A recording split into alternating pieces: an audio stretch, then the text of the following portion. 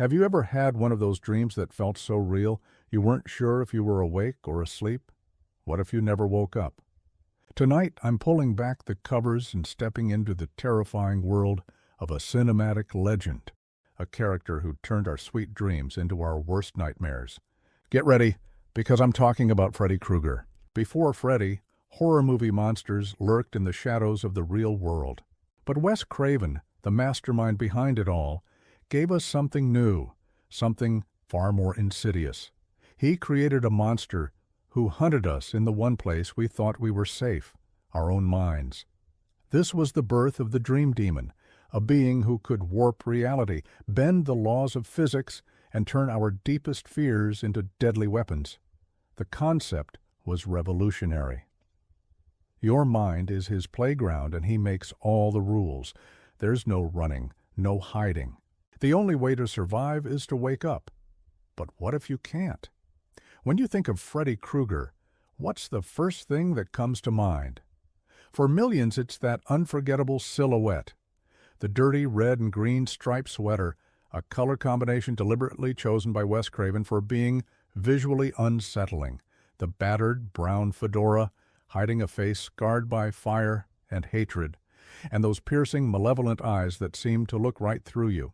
This isn't just a costume, it's an emblem of dread. Robert Englund, the actor who brought Freddy to life, didn't just wear the makeup, he inhabited it. He infused the character with a physical presence that was both menacing and strangely charismatic. Freddy's look is so iconic that even if you've never seen the movies, you know exactly who he is.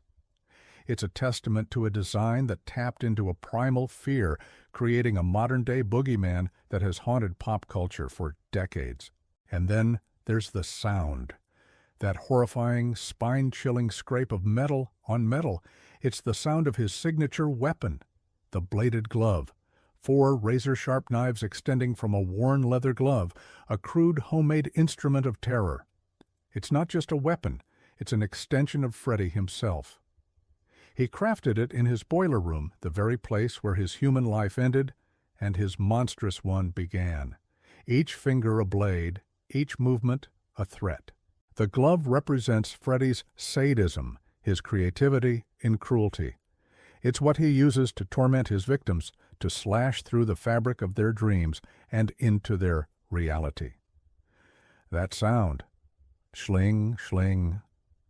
It's the herald of doom, an announcement that Freddy has come to play, and you are the unfortunate toy. But who was Freddy Krueger before he became a nightmare? Before he was a dream demon, he was Fred Krueger, a man known in his community as the Springwood Slasher. He was a child murderer who preyed on the children of Elm Street, taking them to his boiler room lair. His evil wasn't supernatural then. It was terrifyingly human. The film delves into this dark backstory, explaining that he was eventually caught. However, due to a legal technicality, a search warrant being signed in the wrong place, this monster was set free. The justice system failed. This part of his origin is crucial. It grounds the fantastical horror in a very real, very infuriating reality. It sets the stage for what comes next, turning a human monster into something far, far worse. Justice may have failed, but the parents of Elm Street would not. Enraged and terrified that the man who murdered their children was walking free, they took the law into their own hands. A vigilante mob of parents cornered Krueger in his boiler room, the heart of his evil. They doused the building in gasoline and set it ablaze, burning him alive. In his final moments, as the flames consumed him, Krueger was approached by ancient dream demons.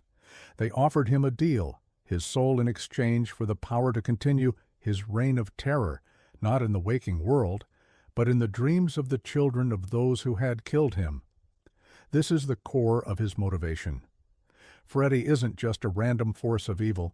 He is a creature of pure, undiluted vengeance.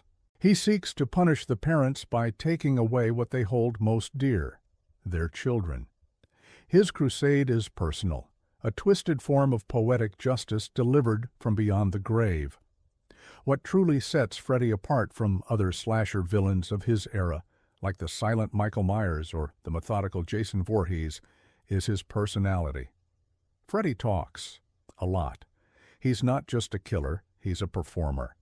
He revels in his evil, cracking twisted jokes and one-liners as he tortures his victims. This dark, sadistic humor makes him even more terrifying. He doesn't just want to kill you, he wants to break your spirit first. He finds genuine joy in fear, this unique blend of horror and dark comedy, brought to life by Robert Englund's brilliant performance, made Freddy a star. He had a personality that was as sharp as his claws, and audiences, strangely enough, were drawn to it. He was the villain you loved to hate, a monster with a rock star's charisma. It was this personality that catapulted Freddy from a horror movie monster into a full-blown pop culture phenomenon. By the late 80s, Freddy was everywhere. He had his own TV series, Freddy's Nightmares. He was on lunchboxes, action figures, and even had his own rap song by the Fat Boys. He became an anti-hero, a macabre icon of the decade. While this arguably diluted the pure terror of the original film, it cemented his place in history. Freddy Krueger wasn't just a character in a movie anymore, he was a brand, a globally recognized symbol of horror. He transcended the genre in a way few characters ever have, proving that sometimes the scariest things are also the most fascinating. Perhaps the most chilling part of the entire Freddy Krueger story is that it has roots in reality. Wes Craven was inspired by a series of articles in the LA Times about a group of Southeast Asian refugees who, after fleeing to the U.S., were dying in their sleep. They were suffering from extreme, terrifying nightmares, and they became so afraid to sleep that they tried to stay awake for days on end.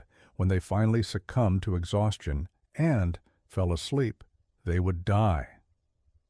Doctors couldn't explain it. It was dubbed Asian Death Syndrome.